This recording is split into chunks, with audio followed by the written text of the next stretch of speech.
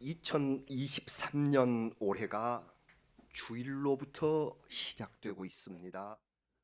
오늘이 1월 1일 주일입니다. 그리고 올해는 12월 31일도 주일입니다. 그래서 주일로 시작하고 주일로 끝나는 한 해. 처음부터 하나님의 은혜로 씨를 뿌리고 올해를 마칠 무렵에는 의의 열매를 풍성히 거두는 우리가 되십시다. 의는 하나님께서 옳다고 인정하시는 것을 말합니다.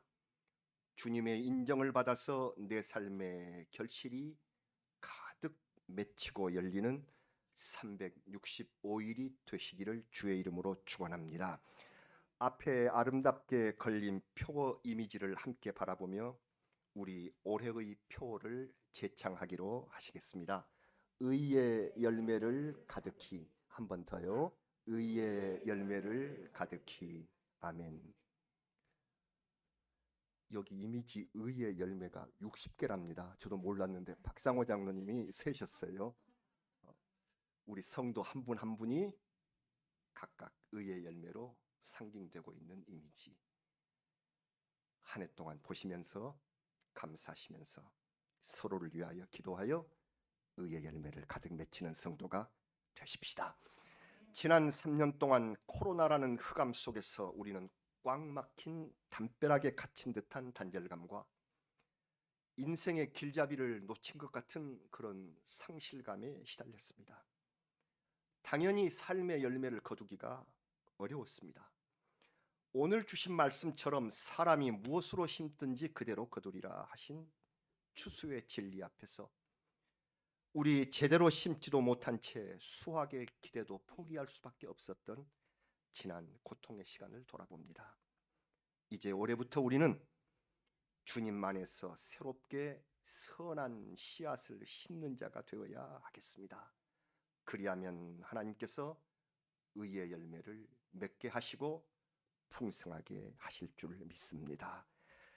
새해를 맞아서 성경 읽기 대행진의 진도가 오늘 갈라디아서 6장 말씀입니다. 오늘이 귀중한 말씀이 있게 하시려고 바로 앞 5장에서 어제 우리 송구영신 예배 드린 바와 같이 성령의 열매를 구체적으로 새겨 주셨습니다.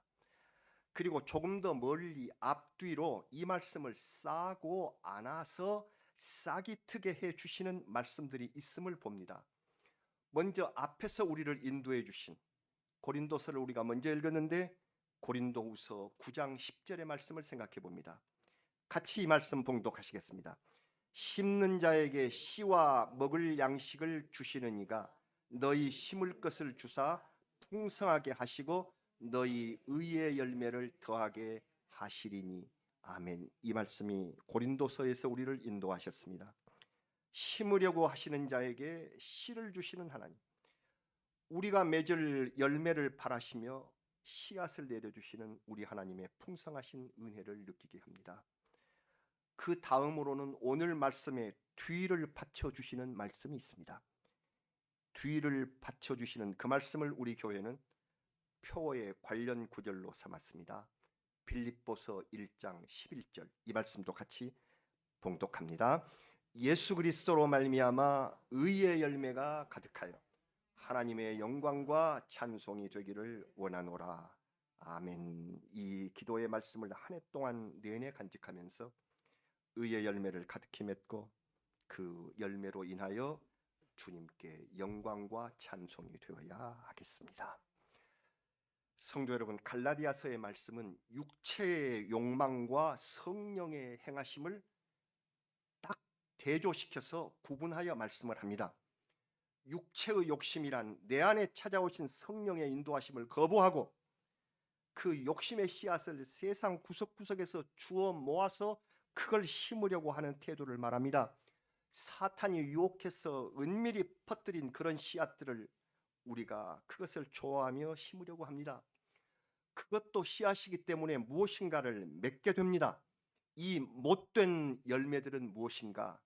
구체적으로 갈라디아서 5장 19절부터 21절에 기록되어 있습니다.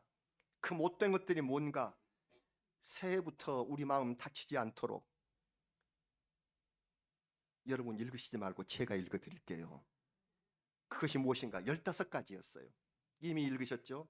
그 들포도 같은 것들, 우리 마음에 이것들이 자라거나 이것들이 기생하지 않도록 정말 우리 마음판을 갈아엎어야 할 그 15가지.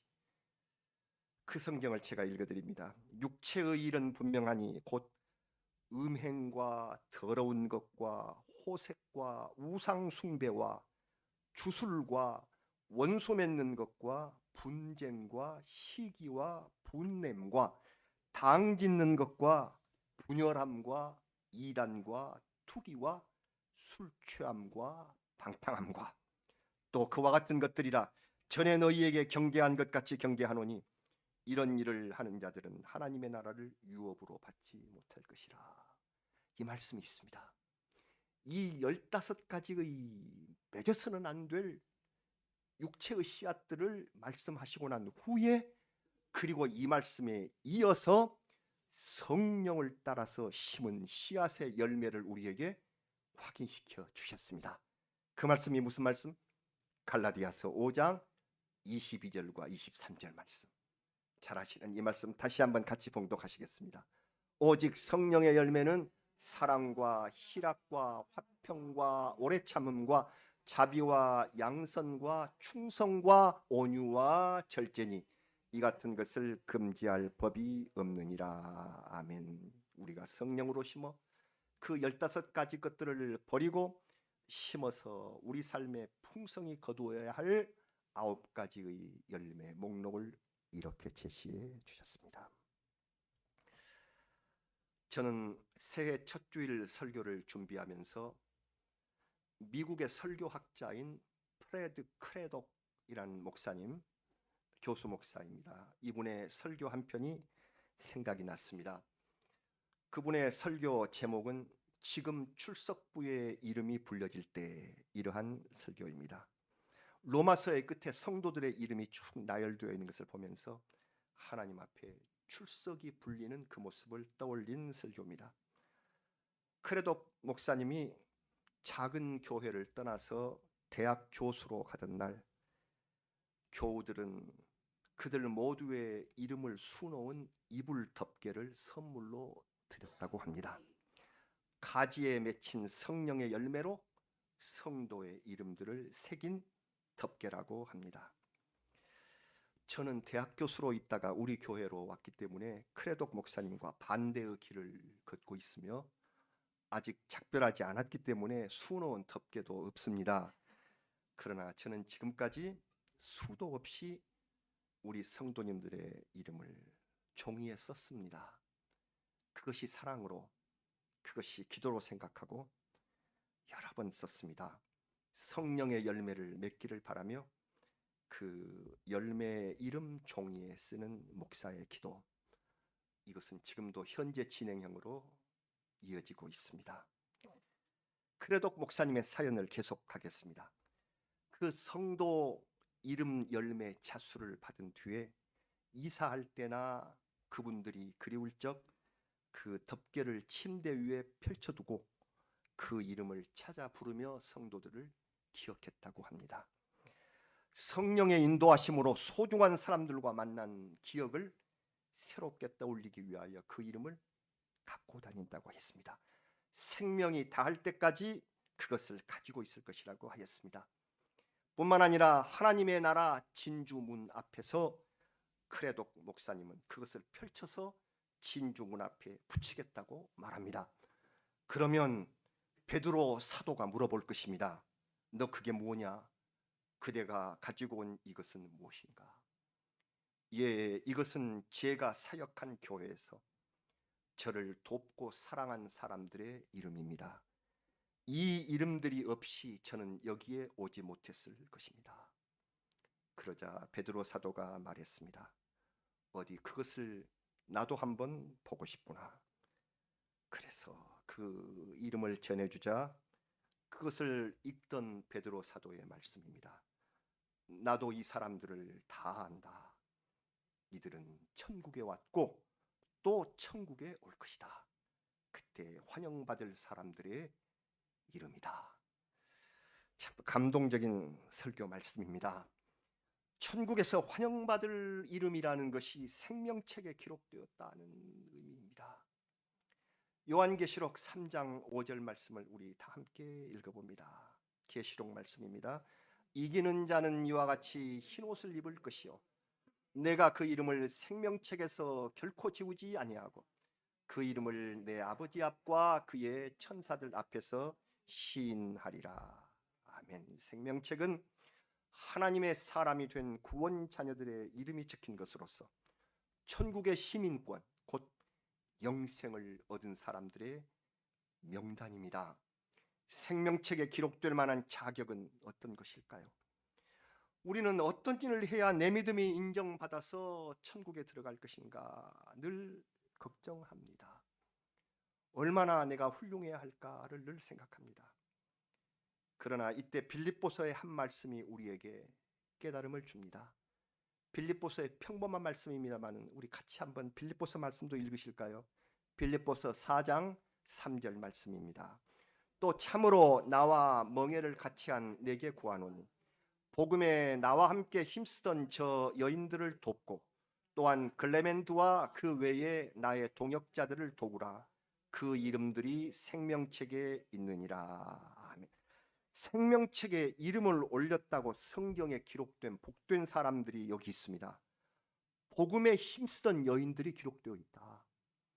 그리고 글레멘트를 비롯해서 멍에를 메고 교회에 섬긴 사람들의 이름이 기록되어 있다. 복음에 힘쓰던 여인들이 누굴까?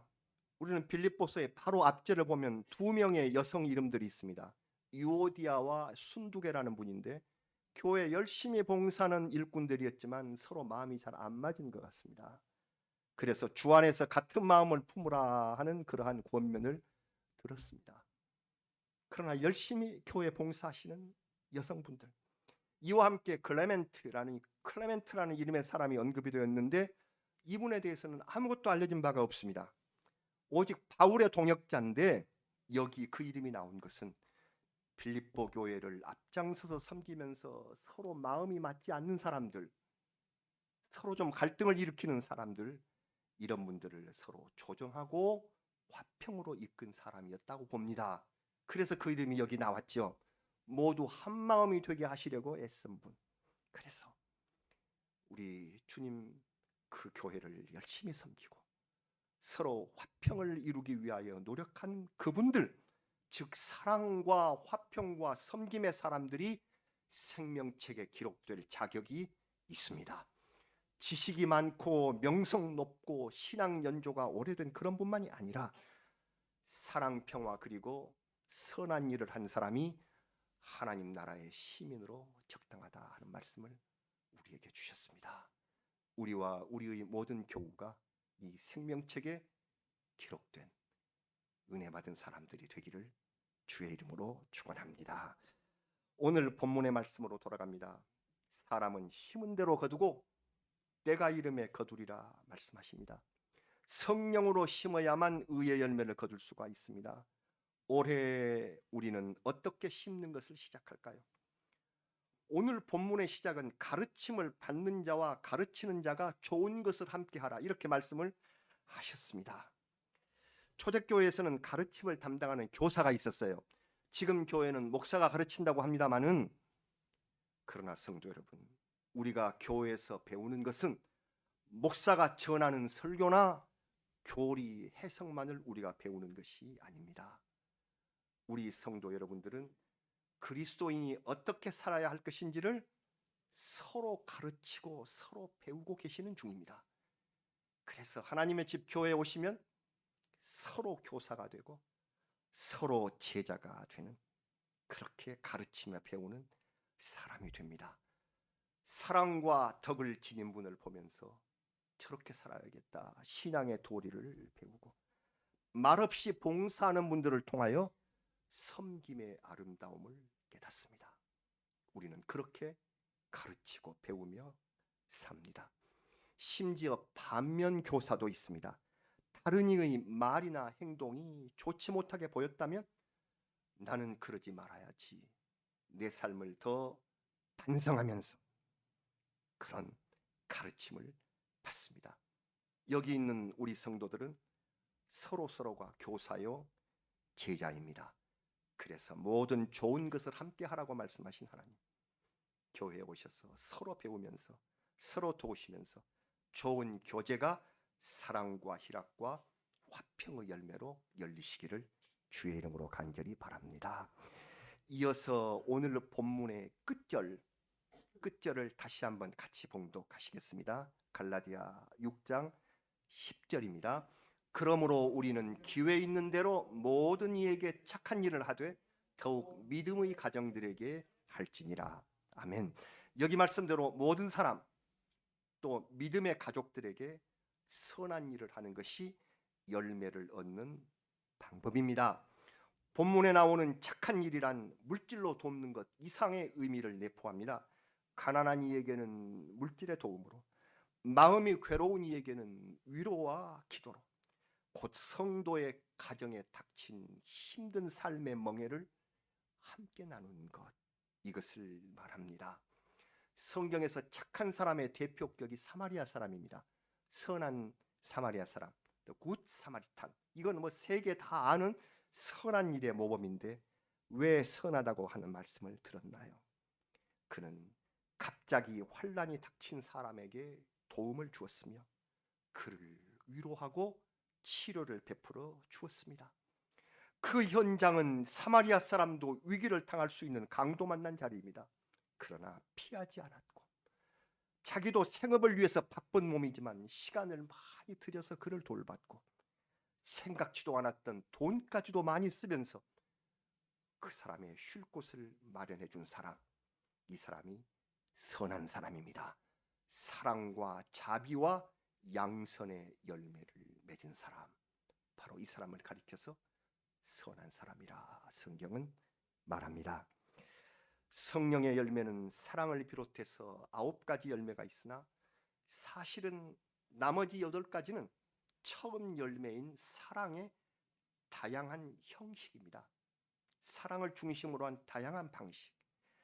하나님은 사랑이십니다. 우리는 하나님의 영을 받았으므로 서로 사랑해야 마땅하며 그렇게 함으로써 하나님의 자녀가 될 수 있습니다. 어떻게 사랑할까? 대답은 내 몸과 같이 내 몸을 아끼는 그 이상으로 상대를 사랑하라. 어떤 사람까지 사랑할까? 내 원수까지. 내가 좋아하는 사람만 사랑하는 것이 아니라 나를 해치는 사람까지라도, 미운 사람이라도 사랑의 대상이 되어야 한다는 사실. 어디까지 사랑할까? 끝까지. 예수님처럼 내 몸을 내어 주기까지입니다. 참으로 어려운 일입니다. 성령을 내 마음에 모셔야 가능한 일입니다. 그래서 사랑은 성령의 열매입니다. 사랑 다음으로 크게 맺을 열매가 희락입니다. 희락의 순 우리말은 기쁨이죠. 그래서 성경 말씀은 항상 기뻐하라 하셨고 빌립보서는 기쁨의 서신, 주 안에서 기뻐하라 하는 것을 주제로 삼은 기쁨의 서신이 빌립보서입니다. 지금 이 시대 사람들이 겪는 심각한 문제는 기쁨이 사라졌다는 사실이에요. 기쁨이 없다. 누구나 걸릴 수 있는 현대인의 심각한 질병 가운데 그 하나가 우울증입니다. 디프레션, 우울증. 이 디프레션의 원인이 아직도 명확히 밝혀지지 않았지만 심한 스트레스, 살면서 당하는 이런 스트레스, 지난날의 상처, 여러 심리학적 원인으로 정신기능이 저하되는 무서운 질환입니다. 치료법은 약물도 사용하지만 그보다 먼저 마음의 평안을 주어서 내적 충동을 순화시키는 데 집중하는 것이 치료법입니다. 우리는 그리스도인입니다마는 혹시 그리스도인 가운데서도 그런 디플레션이 일어납니까? 그럴 수도 있습니다.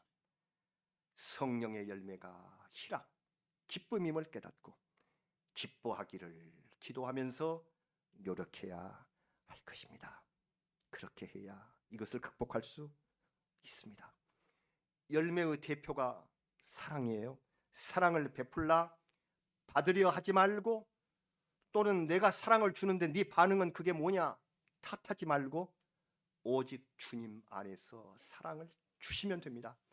그러면 우울함이 사라지고 기쁨의 열매가 맺히기 시작할 것입니다. 그냥 주시는 것입니다. 아무것도 바라지 않는 것입니다. 그러면 기쁨이, 희락이 우리에게 맺혀진다 말씀하셨습니다. 그리고 우리 모두 반드시 심어야 할 것이 화평입니다.